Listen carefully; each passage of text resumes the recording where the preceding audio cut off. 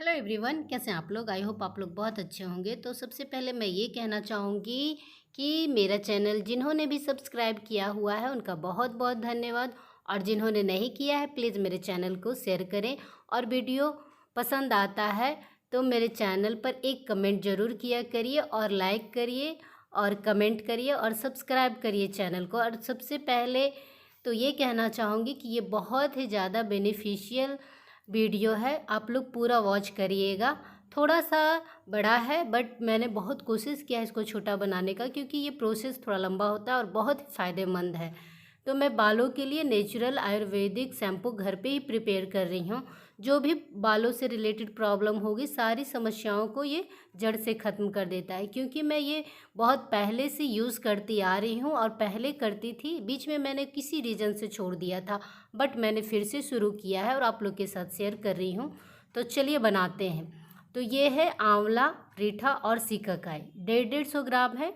अगर 150 आप नहीं समझ रहे हैं तो 100 ग्राम और 50 ग्राम प्लस 150, तो 150 ग्राम है। तीनों ही चीज़ 150 ग्राम का रेशियो रखा है। ऐसे रेशियो का कोई भी खास इसमें रोल नहीं है। तो चलिए, क्योंकि एक क्लींजर बनाना है, नेचुरल क्लींजर शैम्पू जो भी, तो रीठा तो इसमें थोड़ा ज़्यादा भी ले सकते हैं, कोई दिक्कत नहीं है। तो चलिए, इसमें पहले मैंने सीकाकाई, आंवला और रीठा को धोकर 2-3 पानी से धो लिया, डस्ट को हटा लिया है। उसके बाद इसमें डालूंगी मैं मेथी। 3-4 चम्मच है ये मेरा। आप चाहें तो ज़्यादा भी ले सकते हैं, कोई दिक्कत वाली बात नहीं है। तो इसको मैं 2 नाइट के लिए, 2 रातों के लिए इसको भीगने के लिए छोड़ दूंगी। मैं 2 रात छोड़ दी थी, पूरे दिन पूरे रात बिल्कुल सॉफ्ट हो गए। और इसको इस तरह से देखिए सॉफ्ट हो जाना है। अभी 1 रात के बाद मैं चेक कर रही हूँ तो पूरी तरह से सॉफ्ट नहीं हुए। ये पूरी तरह से सॉफ्ट हो जाने चाहिए। तो 2 रात के लिए पूरे दिन 2 दिन तक मैंने इसे भिगोया था। अब चलिए, मैंने लिया है कड़ी पत्ता और गुड़हल, उड़हल जो भी नाम से आप जानते हैं उसका फूल सूखा हुआ, और ये है गुड़हल, उड़हल जो भी आप बोलते हैं उसका पत्ता। इसको इंग्लिश में हिबिस्कस बोलते हैं। और इस तरह से कड़ी पत्ता, मीठी नीम जो बोलते हैं, और गुड़हल का फूल सूखा हुआ, आपके पास ताज़ा है वो भी ले सकते हैं, और पत्ता भी ले सकते हैं। तो चलिए बनाते हैं, इसको प्रोसेस की ओर ले चलते हैं। तो प्रोसेस से पहले इसको यही कहना है कि इसको मैंने 2 दिन 2 रात पूरे भिगो कर रखा है, सॉफ्ट कर लिया। उसके बाद अब मैंने गैस पे इसको चढ़ा दिया है। इसको पानी को आधा करना है, मतलब इतना उबालना है कि इसमें अच्छी तरह से उबाल आ जाए। तो चलिए, प्रोसेस हो रहा है। और इसमें फ्लैक्स सीड, अलसी बीज जो बोलते हैं, वो डाला है मैंने 2-2.5 चम्मच। तो चलिए, इसमें गुड़हल के बारे में थोड़ा सा जान लेते हैं। तो गुड़हल हमारे बालों को बहुत ही ज़्यादा मजबूत करता है, टूटने से बचाता है, सॉफ्ट रखता है और चमकदार बनाता है। तो ये बहुत ही अच्छा होता है हमारे बालों के लिए। मेथी में बहुत ज़्यादा आयरन होता है, प्रोटीन होता है, तो ये जड़ को मजबूत रखता है। ये एंटी फंगल भी होता है, एंटी बैक्टीरियल भी होता है, और बाल को झड़ने से रोकता है। तो ये सब नेचुरल इंग्रेडिएंट्स हैं जो हेल्दी हैं हमारे बालों के लिए। अलसी बालों को मजबूत बनाता है, सॉफ्ट बनाता है, चमकदार रखता है। और जब बाल चमकदार होंगे, सॉफ्ट होंगे, तो वो कंघी से आराम से कंघी हो जाएंगे। तो सॉफ्ट बाल होने चाहिए, जिससे उलझते कम है, टूटते कम है। चलिए, रीठा के बारे में बात करते हैं थोड़ी सी। रीठा बालों का फल कहा जाता है, सिकाकाई को। रीठा एक प्राकृतिक क्लिंजर है जो बालों को साफ रखता है, बाल स्कैल्प को भी साफ रखता है, और एक नेचुरल क्लिंजर के रूप में रीठा को जानते हैं। सिकाकाई के बारे में जानते हैं। सिकाकाई को बालों का फल कहा जाता है। तो ये तो ऑलरेडी बहुत ही अमेजिंग प्रोडक्ट एक तरह का हो गया, नेचुरल प्रोडक्ट। ये बाल को झड़ने से रोकता है, डैंड्रफ होने से रोकता है, और बाल को बहुत ही सॉफ्ट और चमकदार बनाता है। जब बाल सॉफ्ट होते हैं तो उलझते कम है, टूटते कम है। सिकाकाई से बालों का स्कैल्प भी साफ रहता है। तो चलिए, आंवला के बारे में तो आप सभी, हम लोग सभी जानते हैं।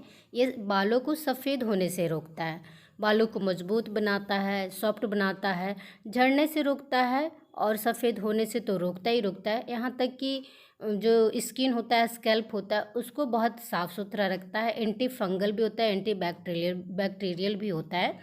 तो ग्रोथ बहुत अच्छे से करता है आंवला को। तो मैंने सबके बारे में बहुत अच्छे से बताया। आई होप आप लोग जानते भी होंगे, बट मैं आप लोग को बता रही हूँ, शायद कोई लोग नहीं भी जानते हों।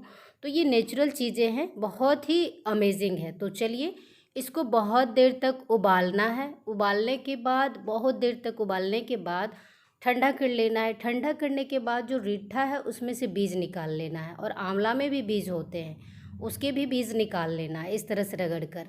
और देखिए कितना झाग होता है इससे, इसको रगड़ना है क्योंकि रीठा को बहुत रगड़ना पड़ता है और उसके बीज निकालने होते हैं। इस प्रोसेस में थोड़ा सा मेहनत, टाइम लगता है, बट आप बहुत दिन के लिए आप शैम्पू बना रही हैं, मुझे तो बहुत दिन चल जाएंगे।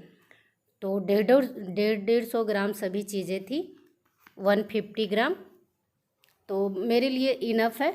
एक दो लोगों के लिए तो काफ़ी महीने चल जाएंगे। अगर आपको जल्दी में कहीं जाना है तो आप शैम्पू यूज़ कर लें, कोई बात नहीं। बट आप जब सप्ताह में एक दो दिन बाल धोएं और जल्दीबाजी नहीं हो तो इससे धोएं। देखिए, तो इस तरह से सभी को मैश करना है। इसमें थोड़ा सा टाइम लगेगा, तो मैश करना हाथ से ही करना है। जितना हाथ से रगड़ेंगे उतना उसका ये जो बेनिफिट्स है वो शैम्पू में आ जाएंगे। तो सभी को इस तरह से सभी बीज निकाल लेना है। थोड़ा सा टाइम लगेगा प्रोसेस, और ये अलसी की वजह से काफ़ी स्मूथ चिकना सा हो गया है। अगर आपको कोई और भी इंग्रेडिएंट्स आप चाहती हैं तो इसमें डाल सकती हैं, आंवला पत्ती भी डाल सकती हैं, और बहुत सारी चीज़ें ऐसे होते हैं, जैसे प्याज का इसमें छिलका भी डाल सकती हैं। बट जैसे वो बदबू करने लगेंगे तो स्टोर करना मुश्किल हो जाएगा।